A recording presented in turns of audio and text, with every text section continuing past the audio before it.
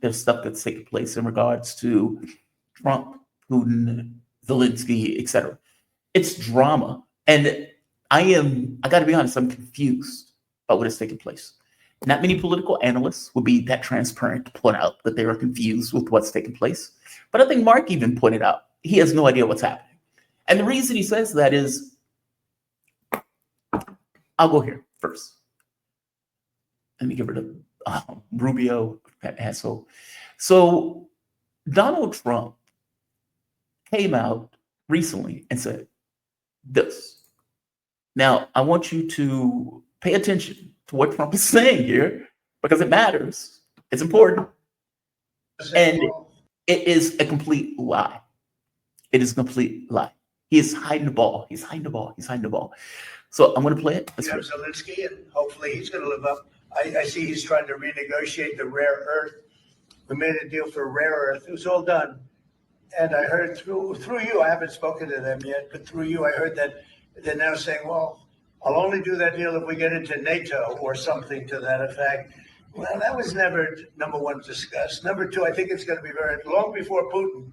They said you're not going into NATO. And it could be, that's probably the reason the war started. And you have Zelensky, and hopefully he's going to live up. I see he's trying to renegotiate the rare earth.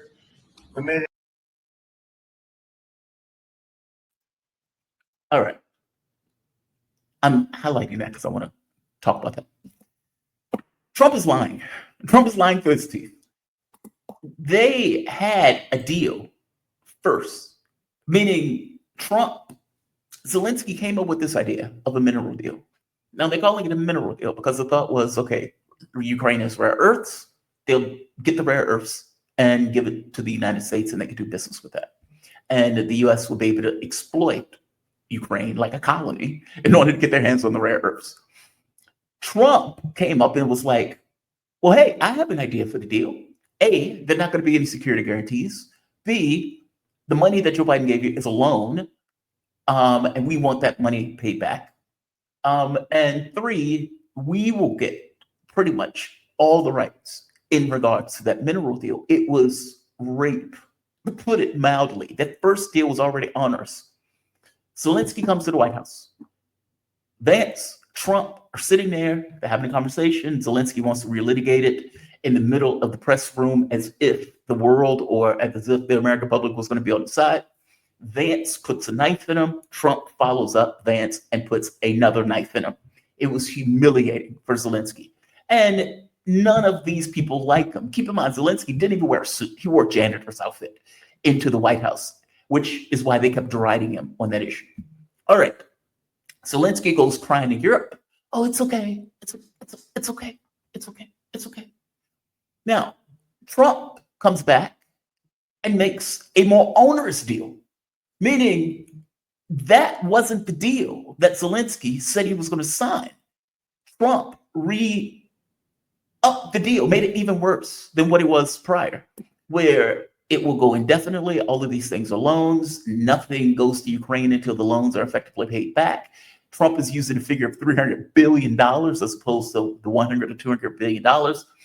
And even including, I think it was like 4% interest on the $300 billion, with the US having controlling interests, not just rare earths, as they call it, a mineral deal, gas, oil, anything that effectively comes out of the ground in Ukraine, the US would have access to it and rights to decide upon it first. Trump is lying. Trump is lying. The deal is worse. Zelensky, for his part, is like, I'm not doing that. And Medvedev even pointed out he will be hung in Maidan with his cronies if indeed he decided to sign that deal. Even other members of Ukraine say, we can't sign that. There's no way that it's going to pass. All right. So that leads a question. A, is Donald Trump so comically ridiculous to believe that they can sign that deal? Or that they will be able to get Zelensky to knuckle under to sign that deal?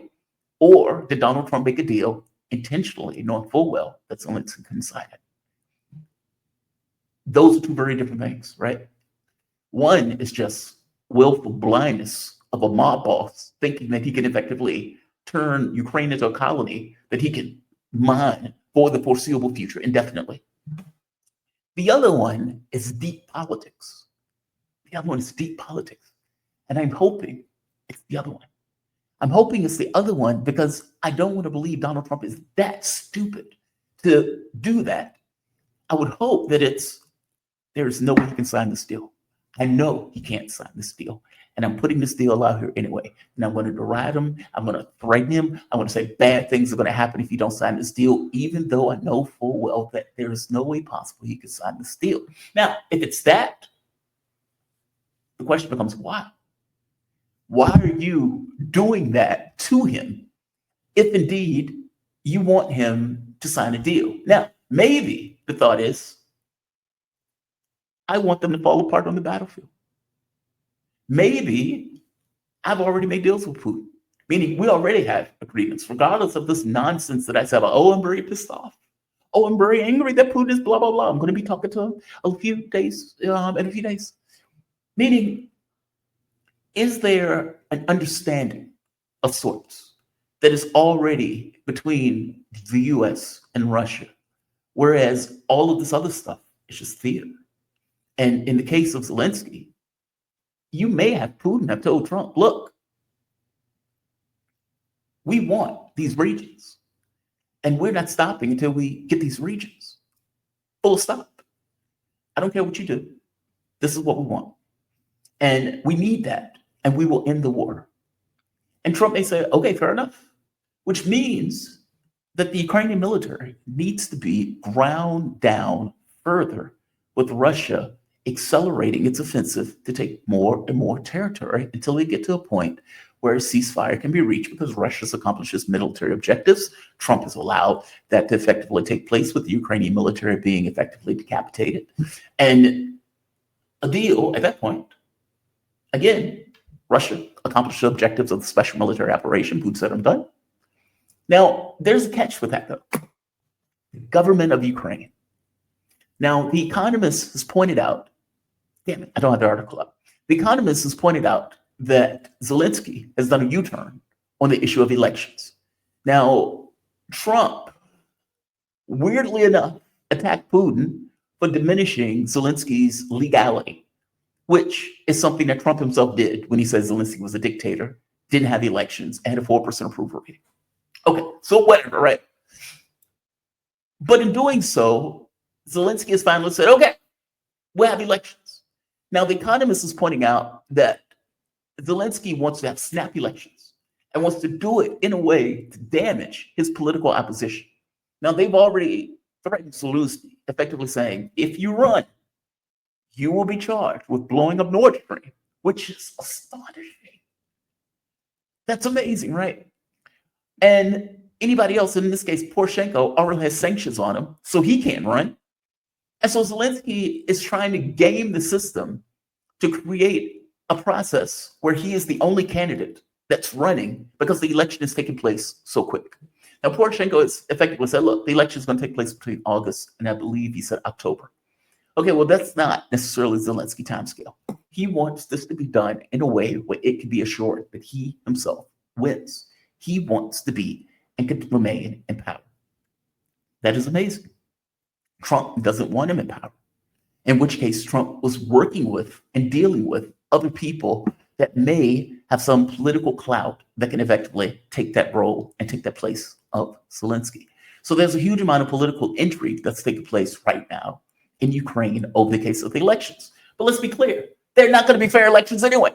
They've already banned opposition parties, especially parties coming out of the East. They've banned opposition media. All of that stuff is banned. They put sanctions on various political figures that they don't necessarily like, other political figures they've killed, or for that matter, put in jail. How can you have a fair election under a system like this? When they say Zelensky is a dictator, he's a dictator. That's what dictators do, right?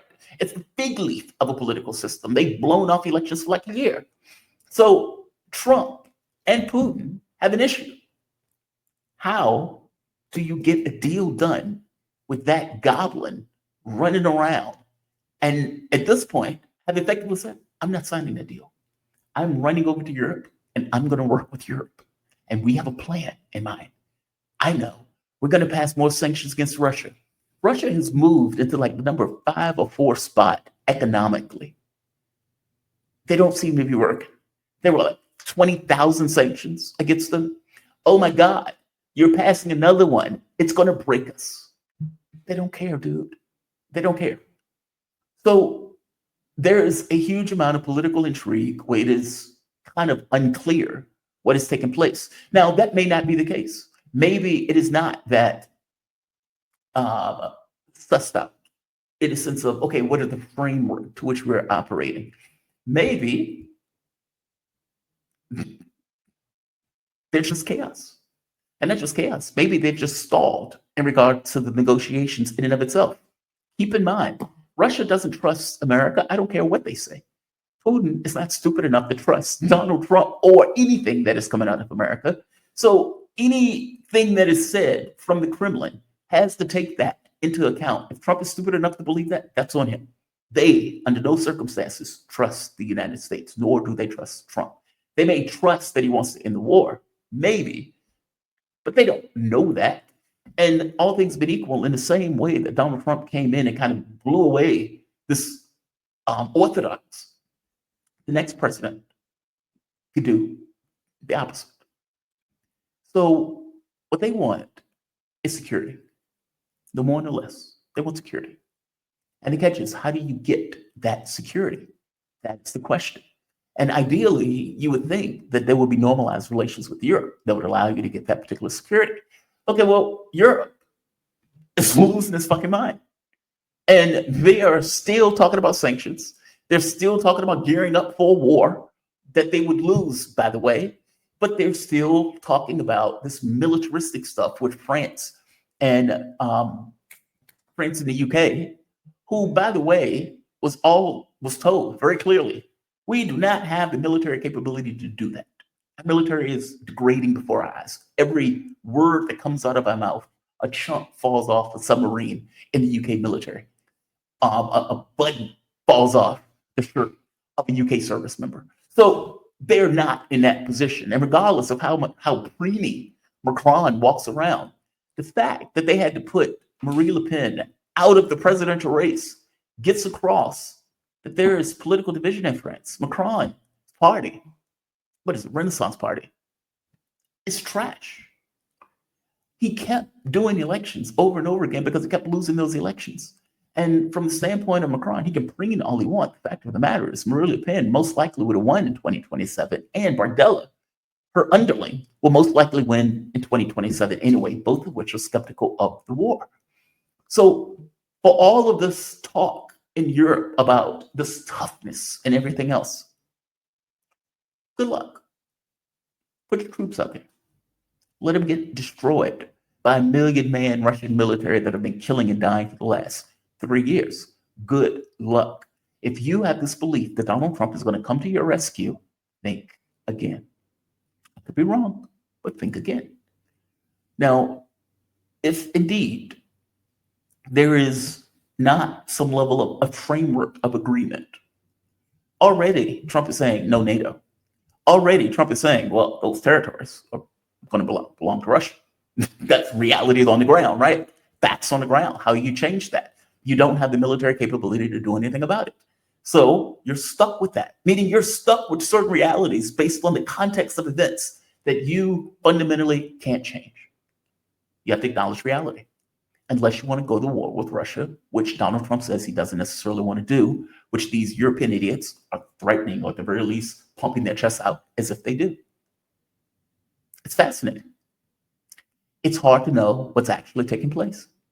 Now, let's say for the moment that there is disagreements between Russia and the United States on this stuff. How do they suss that out? Oh, that's fascinating. The issue of Ukraine goes beyond Ukraine. And what I mean by that is, if you isolate it to Ukraine, then there's nothing really you can get out of that, which is the reason why Donald Trump wanted to bring in sanction relief. Okay, Marco Rubio goes back. He says, we need to talk with Europe in order to, try to get this Black Sea initiative started again. And Europe says, no, hell no, we're not doing it. And Zelensky, the goblin he is, standing right there beside him. And they're like, No, no, no, no. We're not removing sanctions. So, suck it, Trump. Now, the catch becomes, okay, what does Trump do in this? Putin had already said he didn't believe that the sanctions were going to be removed. So any movement that they're doing economically is going to be done with those sanctions still on. And so how does Trump show good faith in regards to the Black Sea Initiative that he doesn't have the power to initiate himself? Now, he can try to put the screws to Europe. He can say, I'm going to destroy British steel. I'm going to destroy whatever. But Europe is effectively saying, hey, we have a remedy for that, or at the very least, have something that we're going to do in order to push back on it. To make it even wilder, this. Not only are they not going to remove the sanctions in the way that Donald Trump wanted, adding more.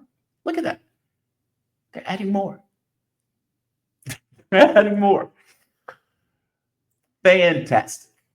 I don't know what's going on. I am fascinated by this. Just the drama of it all in the way that this transatlantic relationship has fundamentally broken down. It is fascinating.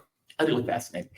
Didn't mean to go into that, but we had time, so I wanted to go into it.